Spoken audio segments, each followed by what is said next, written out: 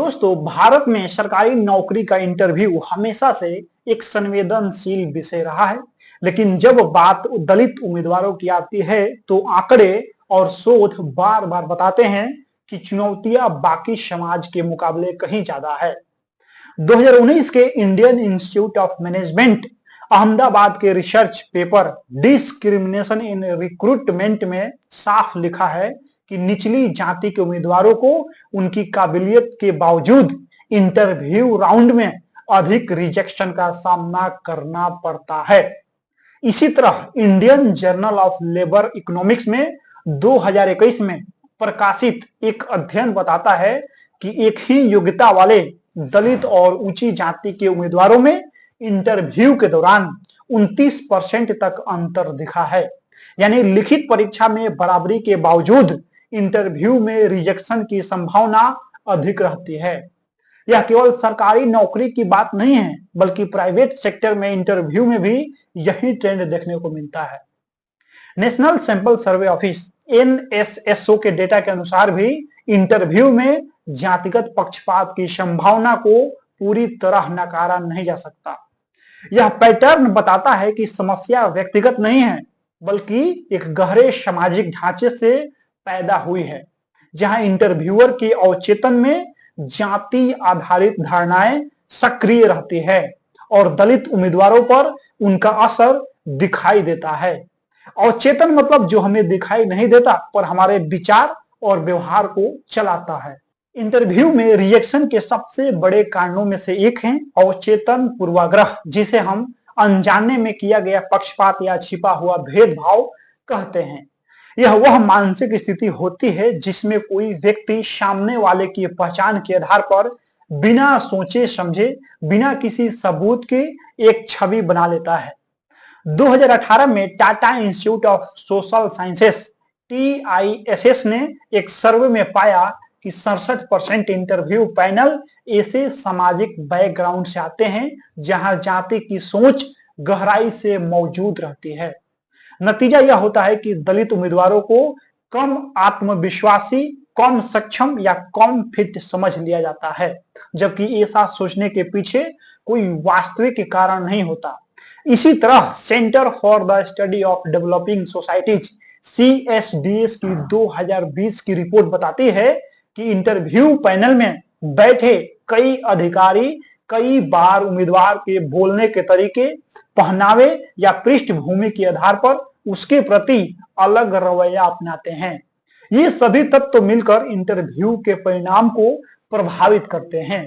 क्योंकि इंटरव्यू में बहुत कुछ सब्जेक्टिव होता है, यानी पैनल पर निर्भर होता है, इसीलिए भेदभाव को पकड़ना मुश्किल हो जाता है। लेकिन इसका असर दलित युवाओं पर साफ नजर आता है। 2016 के एक RTI जवाब में UPSC ने बताया था कि लिखित परीक्षा में अच्छे अंक लाने के बावजूद बड़ी संख्या में दलित उम्मीदवार इंटरव्यू में कम स्कोर प्राप्त करते हैं। उदाहरण के लिए कई सालों में यह पैटर्न देखा है कि SC उम्मीदवारों का औसत इंटरव्यू स्कोर सामान्य उम्मीदवारों से 10-15 अंक कम रहता है। इसी तरह SSC और राज्य लोक सेवा आयोग के चयन में भी अनेक बार शिकायतें दर्ज हुई कि पैनल उम्मीदवार के नाम, गांव, पिता के पेशे या जाति को देखकर उसके प्रति अलग रवैया अपनाता है। 2018 में पंजाब लोक सेवा आयोग से जुड़ी एक जांच में पाया गया कि इंटरव्यू पैनल में शामिल 3 अधिकारियों पर जातिगत टिप्पणी करने की शिकायतें दर्ज थी। यह सारी जानकारी बताती है कि समस्या नई नहीं है, बल्कि वर्षों से चली आ रही है और आज भी यह बनावटी स्तर पर मौजूद है। दलित उम्मीदवार अक्सर इस डर में भी रहते हैं कि अपनी जाति छुपाएं या बताएं, क्योंकि कई बार केवल नाम बोलते ही पैनल का व्यवहार बदल जाता है, जैसा कि कई उम्मीदवारों ने मीडिया इंटरव्यू और जनरल स्टडी में स्वीकार किया है। एक और बड़ा कारण सामाजिक पूंजी यानी सोशल कैपिटल का अभाव है। सामाजिक पूंजी का मतलब है ऐसे लोग, ऐसे रिश्ते और ऐसी जान पहचान जो किसी व्यक्ति को इंटरव्यू जैसी प्रक्रिया में मजबूत बनाती है। 2022 में अजीम प्रेमजी यूनिवर्सिटी की रिपोर्ट में लिखा है कि उच्च जाति के 76% उम्मीदवारों के पास ऐसे लोग होते हैं जो उन्हें इंटरव्यू में कैसे बोलना है, कैसे बैठना है, कौन से सवाल पूछे जा सकते हैं, यह सब सिखाते हैं। लेकिन दलित पृष्ठभूमि के अधिकांश उम्मीदवार ऐसे माहौल में बड़े नहीं होते जहां इंटरव्यू की भाषा, इंटरव्यू का आत्मविश्वास या इंटरव्यू का कल्चर सहज रूप से सीखने को मिले। कई दलित उम्मीदवार पहली पीढ़ी के ग्रेजुएट होते हैं जिनके घर में ऐसा कोई नहीं होता जिसे सरकारी नौकरी के इंटरव्यू का अनुभव हो। यह अंतर सीधे इंटरव्यू में दिखाई देता है। भले काबिलियत बराबर हो, लेकिन सामाजिक एक्सपोजर अलग होता है जो परिणाम को प्रभावित करता है। दलित युवाओं के साथ इंटरव्यू में रिजेक्शन का एक छुपा हुआ पहलू कम्युनिकेशन गैप भी है। हालांकि यह क्षमता की कमी नहीं बल्कि अवसर की कमी का नतीजा है। 2017 की नेशनल करियर सर्विस रिपोर्ट के अनुसार भारत के ग्रामीण दलित युवाओं में से 61% के स्कूलों में अंग्रेजी या कॉर्पोरेट स्टाइल कम्युनिकेशन की कोई ट्रेनिंग उपलब्ध नहीं होती है। लेकिन इंटरव्यू अक्सर ऐसे माहौल में किया जाता है जहां औपचारिक भाषा, आत्मविश्वास और एक्सपोजर को ज्यादा महत्व दिया जाता है। यही कारण है कि कई दलित उम्मीदवार लिखित परीक्षा में बेहतर प्रदर्शन करते हैं लेकिन इंटरव्यू में उन्हें कम स्कोर मिलता है। यह अंतर उनके ज्ञान का नहीं बल्कि इंटरव्यू फ्रेंडली माहौल तक पहुंच का है। यह तथ्य भी महत्वपूर्ण है कि दलित स्टूडेंट ज्यादातर सरकारी स्कूलों या कमजोर कॉलेजों से आते हैं जहां इंटरव्यू प्रैक्टिस जैसी सुविधाएं उतनी उपलब्ध नहीं होती है। इंटरव्यू का पूरा ढांचा कई बार इतनी अस्पष्टता से भरा होता है कि भेदभाव को सिद्ध करना मुश्किल हो जाता है। 2021 में इंडियन इकोनॉमिक जर्नल में एक शोध प्रकाशित हुआ जिसमें बताया गया कि भारत की 68% सरकारी भर्तियों में इंटरव्यू का स्कोर पूरी तरह पैनल के विवेक पर निर्भर होता है, जिसमें किसी भी तरह का पारदर्शी मानक नहीं होता है। उदाहरण के लिए 2 समान योग्यता वाले उम्मीदवारों को पैनल केवल चमक, व्यक्तित्व, संवाद शैली जैसे अस्पष्ट कारण देकर अलग अलग स्कोर दे सकता है। समस्या यह है कि इन्हीं अस्पष्ट कारणों में जातिगत पूर्वाग्रह आसानी से छुप जाता है जिसे साबित नहीं किया जा सकता है। यही वजह है कि कई दलित उम्मीदवारों को लगता है कि उनके लिखित अंकों के बावजूद इंटरव्यू उन्हें नीचे खींच लेता है, जबकि जिन उम्मीदवारों के पास नेटवर्क होता है या जो सामाजिक रूप से ऊंची पृष्ठभूमि से आते हैं उन्हें इंटरव्यू पैनल में ज्यादा कंफर्ट मिलता है। कैडर पोस्टिंग और इंटरव्यू बोर्डों की संरचना पर भी सवाल उठते आए हैं। केंद्रीय प्रशासनिक सुधार आयोग की 2023 रिपोर्ट में कहा गया है कि देश के कई राज्यों में इंटरव्यू बोर्डों में विविधता यानी डाइवर्सिटी की कमी है। कई बार ऐसे बोर्ड बनते हैं जिनमें SC ST सदस्यों की संख्या बेहद कम होती है या होती ही नहीं है। परिणाम यह होता है कि पैनल का सामाजिक दृष्टिकोण एक तरफा रहता है। 2012 में सुप्रीम कोर्ट ने अनिल कुमार VS राज्य केस में टिप्पणी किया था कि यदि चयन बोर्ड में सामाजिक विविधता नहीं है तो भेदभाव, डिस्क्रिमिनेशन की संभावना बढ़ जाती है। इसी तरह 2020 में राजस्थान हाई कोर्ट ने भी कहा था कि इंटरव्यू बोर्डों में SC ST प्रतिनिधियों की अनुपस्थिति चयन प्रक्रिया को पक्षपाती बनाती है, यानी सिस्टम के भीतर ही ऐसी कमियां मौजूद हैं जो दलित उम्मीदवारों को अप्रत्यक्ष रूप से प्रभावित करती है। इंटरव्यू में रिजेक्शन का एक और कारण यह है कि बहुत से दलित उम्मीदवार आर्थिक रूप से भी चुनौतीपूर्ण स्थिति में होते हैं। 2021 की प्यू रिसर्च रिपोर्ट के अनुसार भारत के दलित परिवारों में से 71% परिवार आर्थिक रूप से कमजोर श्रेणी में आते हैं। इसका सीधा असर इस बात पर पड़ता है कि वे कितनी बार इंटरव्यू देने शहर जा सकते हैं, कितनी कोचिंग ले सकते हैं और कितने समय तक बेरोजगारी बर्दाश्त कर सकते हैं। इंटरव्यू से पहले की तैयारी में ड्रेस, ट्रेनिंग और प्रैक्टिस जैसी कई चीजें शामिल होती हैं, लेकिन आर्थिक रूप से कमजोर युवाओं के लिए यह सब करना उतना आसान नहीं होता है। पैनल इस बैकग्राउंड को समझे बिना उम्मीदवार के आत्मविश्वास को कमी मान लेता है, जबकि असल में यह संसाधन की कमी का परिणाम होता है।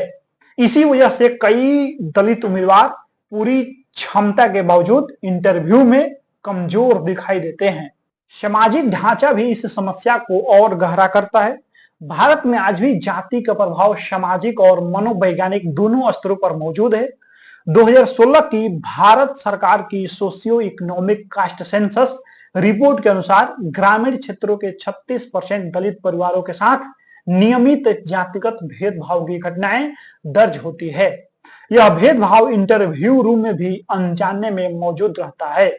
कई बार पैनल उम्मीदवार के बोलने के तरीके, घरेलू पृष्ठभूमि या गांव इलाके को देखकर पहले ही एक धारणा बना लेता है। समाजशास्त्री आंद्रे बेटाइल ने अपनी पुस्तक inequality and social structure in India में लिखा है कि भारत में जाति भले कानून से हट चुकी हो, लेकिन व्यवहार में यह अभी भी कई स्तरों पर सक्रिय रहती है, विशेषकर ऐसे स्थानों पर जहां फैसले व्यक्तिगत मत पर आधारित होते हैं। इंटरव्यू भी उसी श्रेणी में आता है। सरकारी रिपोर्ट भी इस असमानता को स्वीकार करती है। 2022 के राष्ट्रीय अनुसूचित जाति आयोग NCSC की वार्षिक रिपोर्ट में स्पष्ट लिखा है कि इंटरव्यू प्रक्रियाओं में पारदर्शिता की कमी और पैनल की संरचना के कारण दलित उम्मीदवारों को सीधी और गोलमोल चुनौतियों का सामना करना पड़ता है। आयोग ने कई राज्यों को नोटिस जारी किए हैं जिसमें इंटरव्यू के अंकों में बड़े अंतर को लेकर सवाल उठाए गए हैं। यह भी दर्ज है कि कई विभागों में लिखित परीक्षा में SC OBC उम्मीदवारों के उच्च अंक होने के बावजूद इंटरव्यू में अचानक उनका स्कोर बेहद कम कर दिया जाता है। यह पैटर्न कई सालों से देखा जा रहा है, जिसे नजरअंदाज नहीं किया जा सकता है। इंटरव्यू पैनल कई बार उम्मीदवार के कॉलेज, शहर, नाम और भाषा देखकर भी धारणाएं बना लेता है। उदाहरण के लिए 2018 में प्रकाशित caste and economics in India report में लिखा है कि यदि दो उम्मीदवार समान योग्यता रखते हों और एक दलित कॉलेज से आता हो तथा दूसरा प्रतिष्ठित कॉलेज से आता हो, तो प्रतिष्ठित कॉलेज वाले उम्मीदवार का चयन 2.5 गुना अधिक संभव होता है। यह इस बात का प्रमाण है कि समस्या क्षमता की नहीं बल्कि टैग की है। दलित युवाओं का कॉलेज, शहर या भाषा उनकी क्षमता नहीं दर्शाते, लेकिन पैनल इन चीजों से प्रभावित हो जाता है। ऐसे कई उदाहरण मीडिया में सामने आए हैं जहां दलित उम्मीदवारों से अजीब सवाल पूछे गए, उनकी अंग्रेजी का मजाक बनाया गया या उनके गांव के बारे में टिप्पणियां की गई। यह रवैया चयन प्रक्रिया को प्रभावित करता है। एक और बड़ा कारण यह है कि इंटरव्यू में फिटनेस फॉर द जस्टिस की सोच हावी रहती है। कई बार पैनल यह सोचकर निर्णय लेता है कि कौन व्यक्ति सिस्टम में फिट बैठेगा। ऊंची जाति या संसाधन संपन्न पृष्ठभूमि से आने वाले उम्मीदवारों को तुरंत फिट माना जाता है, जबकि दलित उम्मीदवारों को कम एक्सपोज या कम प्रेजेंटेबल समझ लिया जाता है। 2019 के स्किल इंडिया एम्प्लॉयमेंट स्टडी में पाया गया कि 54% इंटरव्यू पैनल अनजाने में उन्हीं लोगों को पसंद करते हैं जो उन्हें अपने जैसे लगते हैं। यह इंसानी दिमाग की एक समस्या है, लेकिन असल नुकसान दलित उम्मीदवारों को होता है क्योंकि उनके जीवन की परिस्थितियां अलग होती है।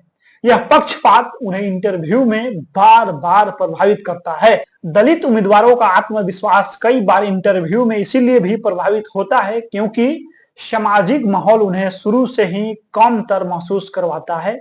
2017 में Indian institute of public administration की एक स्टडी में पाया गया कि दलित छात्रों और युवाओं को अपनी क्षमताओं पर शंका दिलाने वाली घटनाएं बचपन से ही मिलती रहती है।